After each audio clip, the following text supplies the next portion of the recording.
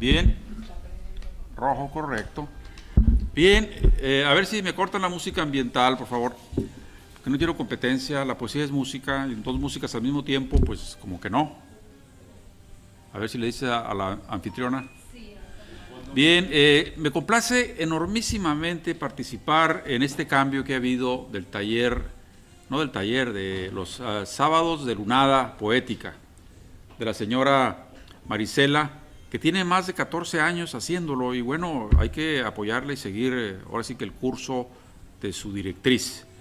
Y nos ha invitado a que hablemos sobre los talleres de poesía, sobre el taller de poesía. Inclusive me puso un pizarrón, pero hay diferentes formas de abordar un taller de poesía.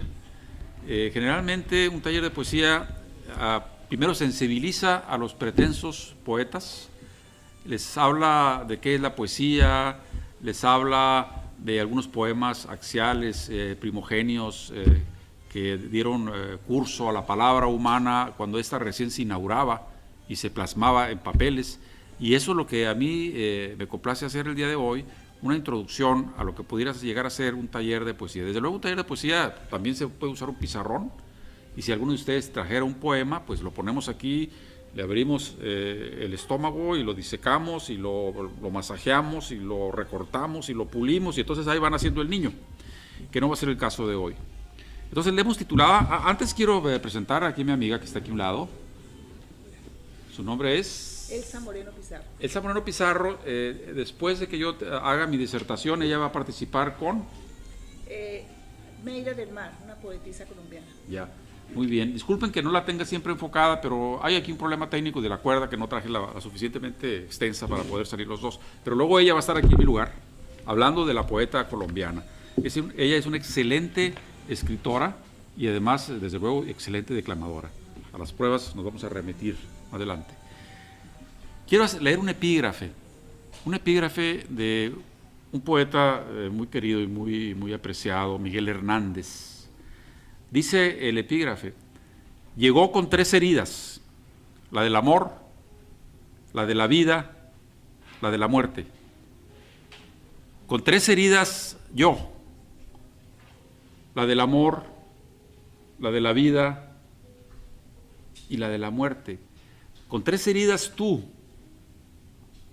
la de la vida, la del amor, la de la muerte. Creo que estos 3 elementos son axiales en el motivo de la poesía. Cuando uno nace, pues es como una herida que se abre y el dolor llega y sale uno del útero materno y le pegan una cachetada en las pompis, y bueno, si eso no es un dolor, bueno, no sé qué sea. Y luego el dolor del amor. Amar duele. Y cuando lo cortan a uno duele más, es la otra herida. Y la tercera es la herida total, radical. Cuando uno muere, la sufre. ¿Cómo si no? Pues sobre todo cuando sabe que no va a haber otra vida y que ya no va a regresar. Un poeta viejo expresó: pertenezco a un grupo de poetas, la Sociedad de los Poetas Vivos. Años más adelante seremos la Sociedad de los Poetas Muertos. Yo suscribo este dicho. A Juan Farías le pregunté algún día en el remoto pasado qué autores había leído, a cuáles admiraba. Me respondió que no lee. Menos a poetas muertos, me dijo.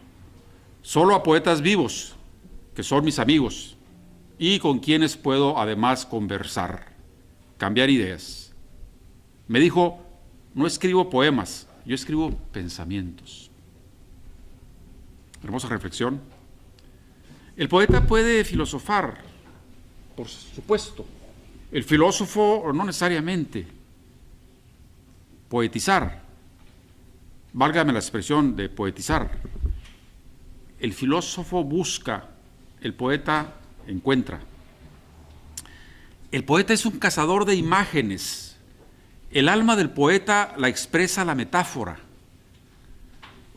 Cito: si mi alma sonara, sonaría como un violín. Mayakovsky. Qué hermosa metáfora. Si mi alma sonara, sonaría como un violín. La poesía es como la danza, divinamente terrenal, es de un ritmo concentrado, de evoluciones cósmicas, de trinar de llanos en una tarde de oro sobre el trigal, donde yace sangrante la oreja de Van Gogh. La poesía narrativa es como una caminata, como una marcha, es el cantar del mío Cid. Después de que Alfonso VI lo manda al ostracismo, don Rodrigo marcha con sus fieles seguidores. Entra en Burgos rodeado de 60 pendones, pertenecientes a otros tantos señores que le acompañan. Mujeres y hombres se asoman a las ventanas llorando de pena. Todos exclaman: Dios, qué buen vasallo si tuviera un buen señor.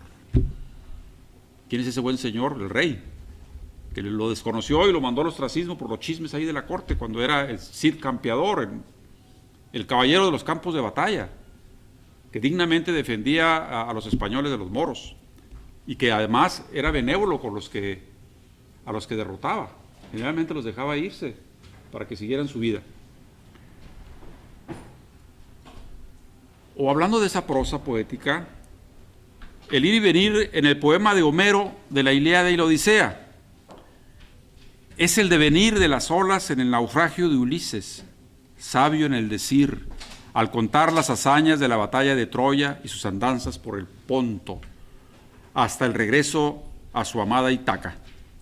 Prosas poéticas del siglo XII de nuestra era, la primera que cité, el Cantar del mío Cid, y de 800 años antes de Cristo, que los homéridos escribieron la Ilíada y la Odisea. Inclusive se duda de que hubiera habido un solo poeta para escribir tremenda obra. Por eso se habla de un club de poetas llamado los homéricos, o los homéridos. Estas obras prístimas de la literatura universal, lo dije al empezar, después de que el hombre supo plasmar en un papel el lenguaje, estas fueron las primeras obras que se escribieron. Bueno, en Occidente. Habrá que ir a la literatura oriental y ver qué pasó allá. Esa hada madrina a la que a veces llaman musa, la poesía, coloquial como la de Mario Benedetti y Ernesto Cardenal. Con este último, por cierto, me confundieron en una calle de Valparaíso, que yo llevaba una boina gallega y un saco beige y un vendedor de curitas, de esos gente muy pobre que aparentemente pues son de la última escala. Me dijo: oiga, ¿usted no es Ernesto Cardenal? Me resolvió el día, ¿no? Le dije: no, yo lo admiro mucho, pero un muchacho que andaba vendiendo curitas, o sea, un lumpe, pues, una persona así. La cultura, ¿a dónde llega? Fíjense nomás. Yo he dicho siempre que en Valparaíso tú tiras una piedra y le pegas a un perro o a un poeta, no le fallas. Porque hay tantos perros así como poetas, En Valparaíso, 2 premios Nobel en literatura, Gabriela Mistral, Pablo Neruda, y yo no sé por qué no le dieron el premio Nobel de literatura a Parra, a Nicanor Parra, que acaba de morir a los 90 y tantos años. Bien, hay poesía abstracta y meditabunda, ¿sí? Oscura y obtusa, como la poesía de Residencia en la Tierra del joven Pablo Neruda, o la contrapartida, Muerte sin fin, de don José Gorostiza, que la escribe al final de su vida, por cierto, abstracta y pura, en apariencia incomprensible, excepto en los últimos versos, donde despide a la muerte con estas académicas palabras: anda, putilla de rubor helado, anda, vámonos al diablo. Desde mis ojos insomnes, mi muerte me está acechando, me acecha, sí, me enamora con su ojo lánguido. Anda, putilla de rubor helado, anda, vámonos al diablo. Esto es lo que se entiende de la poesía de Muerte sin fin, pero ustedes la leen de pe a pa y se van a encontrar que es poesía pura, que difícilmente pueden descifrar de una sola leída, y que bueno, solamente Octavio Paz tal vez pudo entender a esencia que decía el poeta. Piedra de Sol es otro poema de poesía pura, de la que llaman la poesía perfecta. Una presencia como un canto súbito, como el viento cantando en el incendio, una mirada que sostiene en vilo al mundo con sus mares y sus montes, cuerpo de luz filtrado por un ágata, piernas de luz, vientre de luz, bahías, roca solar, cuerpo color de nube, color de día rápido que salta. La hora centellea y tiene cuerpo, el mundo ya es visible por tu cuerpo, es transparente por tu transparencia. Piedra de Sol, de Octavio Paz. Creo fue este poeta Octavio Paz quien dijo en su ensayo poético El arco y la lira que el oficio del poeta es como el del carpintero, con instrumentos varios para cortar, armar, pegar, lijar, barnizar el objeto sobre el cual se opera, hasta hacer de la madera un poema, ese otro árbol que se sienta a la mesa a merendar con nosotros, los hijos de los días. Las mesas de madera. ¿Dónde están las mesas de madera?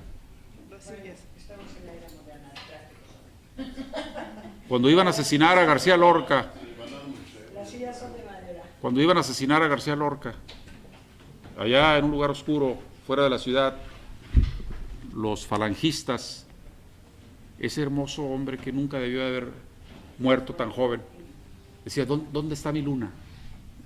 ¿Dónde está mi luna? Antes de que le dieran un tiro.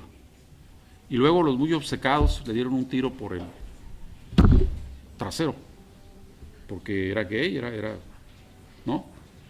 Él dijo de ellos algún día, tienen, por eso no piensan, de plomo las calaveras. Y sí, son robots, son idiotas, son asesinos, son los caínes sempiternos. Es el poeta un investigador de ciertas esencias vitales, que ya les adelantaba al principio de esta charla. Esas esencias trascendentales y primordiales como son el amor y su sombra, el desamor, el desdén, la vida efímera. Somos clase turista de paso. La muerte eterna, la pasión, la locura. Somos cómplices de la virtud o del vicio. Llegó con 3 heridas, la del amor, la de la vida, la de la muerte. Las categorías del poema, la metáfora, el metalenguaje, ¿sí? El ritmo, el estilo, la estructura, la música de las palabras. Las palabras tienen música, son música. La lengua, es decir, las palabras de nuevo, las oscuras, las claras, las que destellan claridades, neologismos paridos por doctos y profanos, arcaicismos rescatados, renovados por los modernistas como Rubén Darío y José Martí, los padres del modernismo. Esa vuelta a la naturaleza y a lo humano, Gaudí, hablando del modernismo, Gaudí y su arquitectura. La arquitectura de Gaudí es poesía petrificada. Si no, visiten la Sagrada Familia, yo tuve el placer de estar ahí.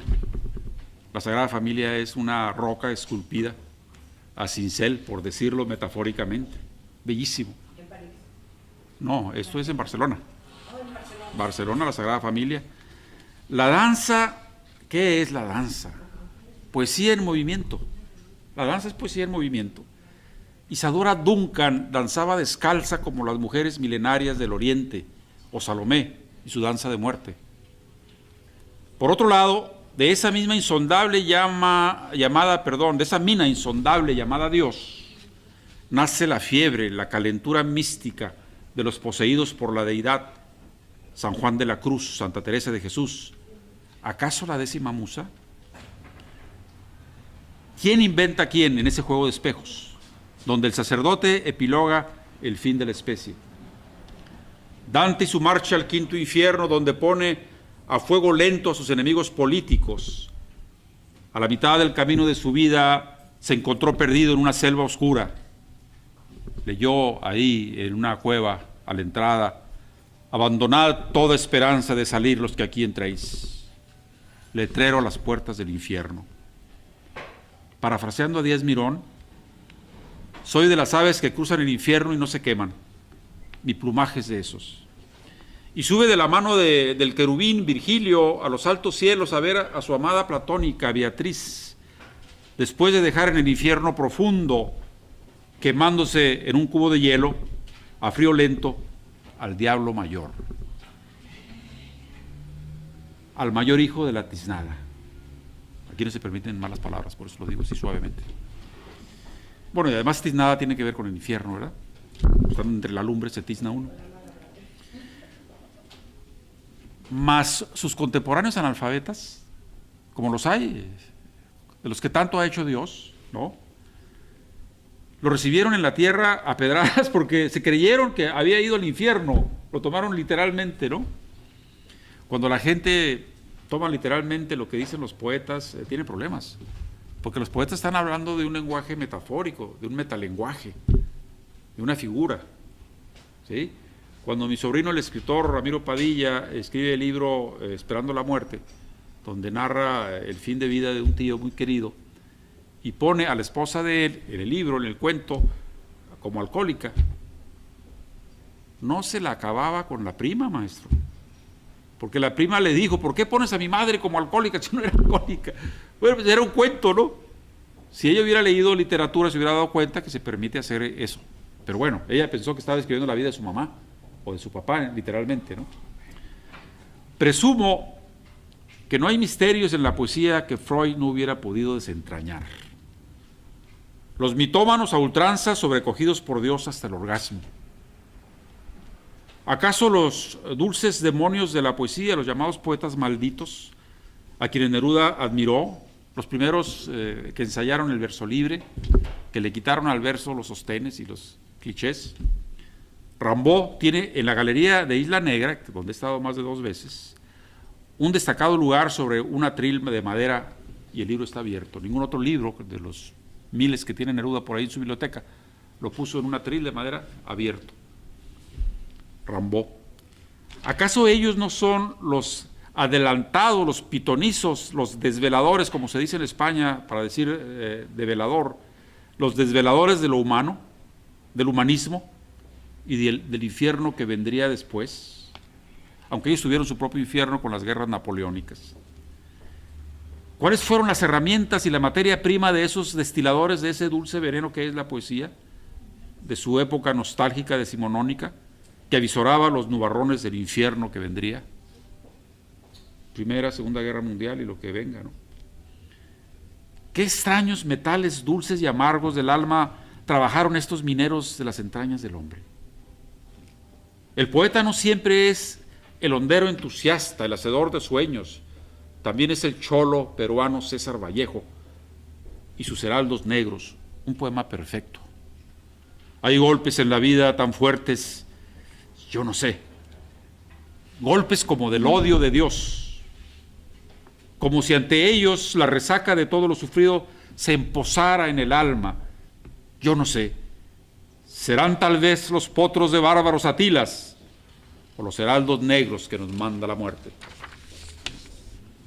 El poeta entusiasta tiene el alma llena de dioses. La palabra entusiasmo quiere decir estar lleno de dioses, la etimológica.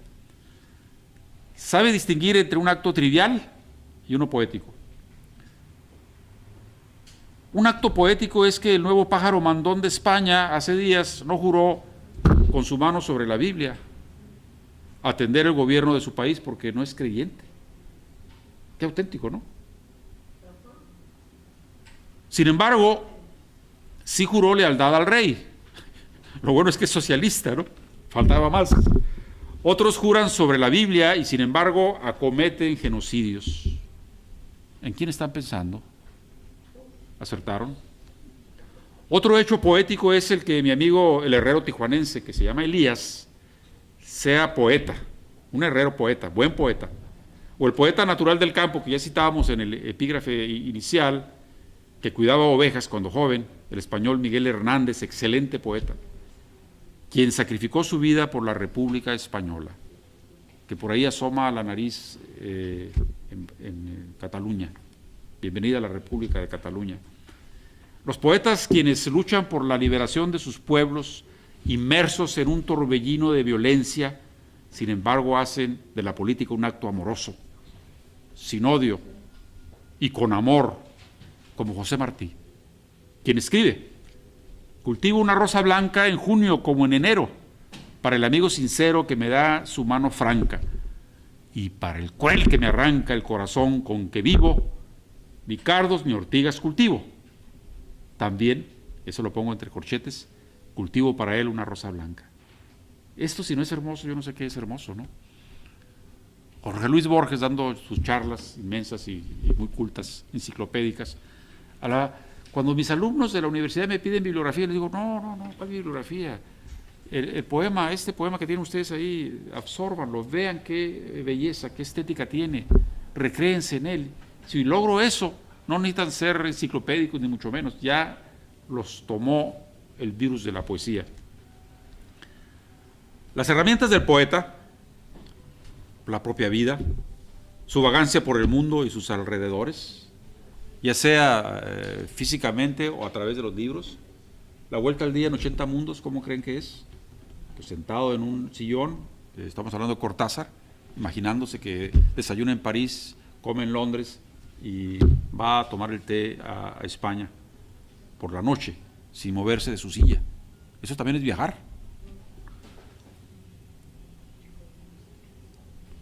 Siento, luego existo, sería la palabra primera del poeta, no como la de Descartes, pienso, luego existo. No, el poeta siente primero, y luego escribe, y luego piensa. No es un filósofo. Él no anda buscando, anda encontrando. Aunque puede ser perfectamente al revés, ¿no? Walt Whitman, que me contradigo, sí, me contradigo, ¿y quién puede discutirle a Walt Whitman lo que escribe? El primer poeta de verso libre en este hemisferio, con sus versículos, que no es otra cosa que inmensos poemas como discursos poéticos, ¿no?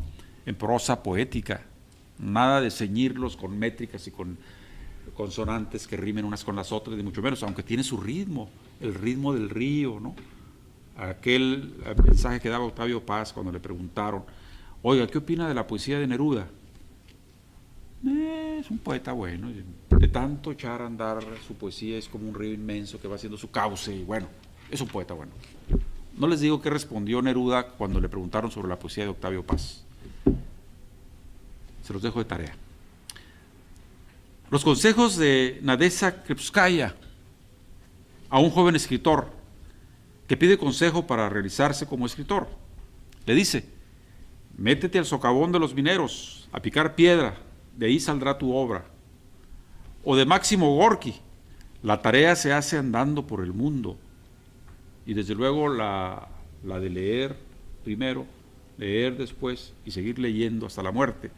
Las lecturas profundas de las obras maestras del Quijote de la Mancha, la cual Carlos Fuentes la releía cada año, se encerraba en su cubículo a piedra y fuego, y ahí volvía a leer y encontraba cosas nuevas que a pesar de que ya había leído, no las había visto. La Divina Comedia que releí cuando pasé por mi propio infierno emocional. La propia Biblia y sus mitos que leyó más de una vez la maestra Gabriela Mistral, y su obra está toda plagada de cuestiones bíblicas. Sin embargo, Jorge Luis Borges decía de la Biblia que es la mitología cristiana. No, así de sencillo. Ese enciclopedista del siglo XX llamado Jorge Luis Borges, uno de los grandes dinosaurios del sur, junto con Pablo Neruda, Gabriela Mistral, César Vallejo, Lezama Lima, Onetti y muchos otros más que nos falta leer y releer. Jorge Luis Borges se quejaba ya al final de su vida, viendo los estantes de su biblioteca, que sentía nostalgia porque no podría volver a leer por segunda o tercera vez aquellos libros que amaba tanto. Fíjense nomás. Otra herramienta insustituible, el diccionario de la Real Academia Española, al alcance del tío Google. Los talleres de poesía que proliferan en las redes como hongos luminosos en este planeta errante, ensimismado, autista. ¿A dónde iremos que más valgamos si no es a nuestro propio mundo interior, reflejado como un espejo en el mundo exterior? Yo soy tú y tú eres yo, soy mismicidad en plena existencia, para morir para siempre o no del todo. Ya oí el timbre, ya casi termino. Para nacer he nacido, es un libro que escribió Neruda después de que escribió Confieso que he vivido, como complemento. ¿Y qué quiere decir con esa frase? Para nacer he nacido. Bueno, aquí va a haber la respuesta de otro poeta, Miguel Beirat, lo dice de la siguiente forma: ese salto irreal como en la propia muerte, en la que ya soy yo realmente otro, irreversible e interminable, en el ansia de acabar con la nada, poniendo en pie un poema a riesgo de nacer de nuevo. Un verso que viene sonando a través de los tiempos. La poesía es un arma cargada de futuro, pero también de pasado. Si no, pregúntele a poetas, declamadores delirantes, frenéticos, quienes están enfermos de nostalgia y sin embargo gozan de buena salud. Termino con lo siguiente, casi ya, medio minuto. Sobre todo la poesía está cargada de presente, de nuestro tiempo primordial, de esa bestezuela humana que somos, que camina al borde de dos abismos, el del infinito, inalcanzable hasta ahora, por hoy, imposible, y el de la nada, no probada aún. Hay quien dice que hay algo más allá después de la muerte. Cito: por eso lloro y me pongo triste. ¿Acaso existes tú, dador de vida? Netzahualcóyotl. Pobre hombre, diría Zaratustra, de Federico Nietzsche, no sabe que Dios ha muerto. Gracias.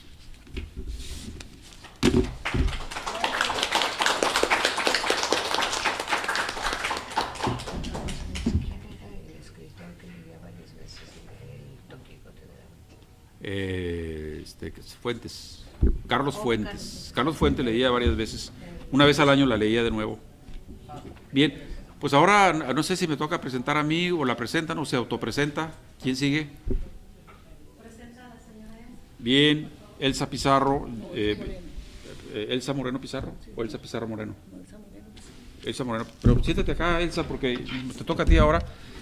Elsa va a decir de qué nos va a hablar. Yo tengo obviamente la certeza de que va a hablar de ella es una gran poeta y declamadora y demás. Necesito aquí un lado porque tiene que ocupar algún apoyo técnico. Estamos en Facebook Live. Se me había olvidado saludar a mis seguidores, no sé ni quién está ahorita ahí. Pero bueno, adelante, Elsa. Bueno, buenas tardes. Les voy a hablar hoy de la poeta Meira del Mar. Es poeta colombiana. Hurgando entre los libros de mi pequeña biblioteca, volví a encontrar ese iceberg imbatible que es la poesía de Meira del Mar, donde, como decía Borges, cuenta su historia. Me he abandonado otra vez al ritmo que, como un suave vaivén de olas de una barca, me condujo a las profundidades transparentes de su libro Secreta Isla. Dentro de mí, creciendo siempre, oigo un oleaje de siglos. El mar de Meira es un espejo sosegado, hecho de sol y viento, pacífico. No ruge ni avasalla. Es un mar duende, un mar que abraza el corazón con su lengua de oro. Yo padezco tu ausencia con la sangre en vigilia, así como padecen los barcos que naufragan. Protagonista principal de su obra es el amor, conjugado en todos los tiempos. Personajes: la rosa, el ángel, las golondrinas, los jazmines, el viento y el sol. Bajo la línea de flotación, invisibles al ojo humano, navegan la nostalgia, el dolor, el recuerdo en permanente evocación. La aristocracia del lenguaje y la elevación de la idea iluminan como un faro de extensión el mar, escenario de su vida y de su obra. Una sensación de lejanía permanente, de tiempos ya vividos en otras estaciones, relumbran de principio a fin en este encaje lírico único en Colombia. No. Sibila griega, iniciada en los misterios, conoce los oráculos, ha descendido al Hades y sabe de la noche y de la sombra. Fiel a la tradición milenaria de sus antepasados, que enhebraron los cuentos infinitos de la mil y una noches, Meira del Mar también mantiene fresca la veta popular en jugosas coplas y romances aliñados con sal de mar. Frágiles y delicados frutos, estriados de nostalgia y delicadeza, con una musicalidad que conjura al olvido. Por ello debemos escucharla como si su voz, joven de siglos, arcaica y a la vez inmediata, nos sorprendiera con un enigma donde se haya cifrado nuestro destino. Ella busca tejer un diálogo de unión, pero siempre un muro de cristal, un hilo roto o una pérdida la sumergen de nuevo en un ámbito de la soledad. La poetisa, nacida en 1922 en Barranquilla, Colombia, era hija de inmigrantes libaneses que la bautizaron como Olga Shams Elihak, nombre que ella hizo a un lado en su juventud cuando adoptó el seudónimo de Meira del Mar, con el que puso en consideración sus primeros poemas en las revistas cubanas. Estudió letras en Roma y música en el Conservatorio Pedro Viava de la Universidad del Atlántico, donde ejerció por años como profesora de literatura e historia. Asimismo, fue directora por 36 años de la Biblioteca Departamental del Atlántico, que ahora lleva su nombre, y miembro correspondiente de la Academia Colombiana de la Lengua. Estuvo cerca del Grupo Barranquilla, colectivo de escritores, pintores e intelectuales que se reunía en el antiguo local de la cueva de esa ciudad y que tuvo a Gabriel García Márquez en su integrante más sobresaliente. Allí perdura también la confradía de mujeres poetas, la de Juana de Barbú, Delmira Agustini, Alfonsina Storni, Gabriela Mistral y Dulce María Loinás, que hicieron de la música sutil incomparable del modernismo de Rubén Darío el instrumento para que su corazón vibrara en arpegios de brisa marina y nostalgia errante por un mar inalcanzablemente azul. Meira es una poeta que conoció todos los meandros del idioma, todos los alcances y diferencias que constituyen los diferentes géneros poéticos. Sus sonetos llevan con generosidad los rigurosos requisitos que necesita para llegar a ser ese ángel arisco, exigente y profundo. Ahí se impone la administración y riqueza del lenguaje, el conocimiento de la huella lírica. Quienes tuvimos el honor de verla al decir sus poesías, entendimos la fuerza y la esencia de una sibila iniciada en el misterio que regresaba de siglos en las armonías de su voz. Erguida, siempre de pie ante la poesía, Meira del Mar nos dejaba escuchar su prodigiosa obra poética, con un acento y una memoria que nos llevaba entre los siglos a un mar de oleajes muy antiguos, entre metáforas, símiles, silabarios, como pronunciados entre astros y al mismo tiempo entre los jazmines del jardín que su madre Isabel cultivaba. Y se me va llenando de nostalgias la vida, como un vaso colmado de un lento vino pálido, si alguien pasa y pregunta por los jazmines, madre. Sin levantar la voz, se hizo escuchar el respeto que profesaba hacia la obra por poetas desconocidos, su amabilidad, su señorío, vienen no solo de sus filigranas ancestrales o su cuidadosa formación musical y literaria. Cuando Meira dice, sola, vuela una garza, quién sabe qué poeta distraído dejó escapar una palabra. No hace más que recoger un sentimiento general para expresarlo con palabras que tienen la credibilidad de la sencillez. Este breve poema es una metáfora alada, un tropo que viste lujosamente el relámpago idiomático. El romance, la copla, el haiku, la décima, el soneto, brillan a plenitud en el prodigio de su voz. Era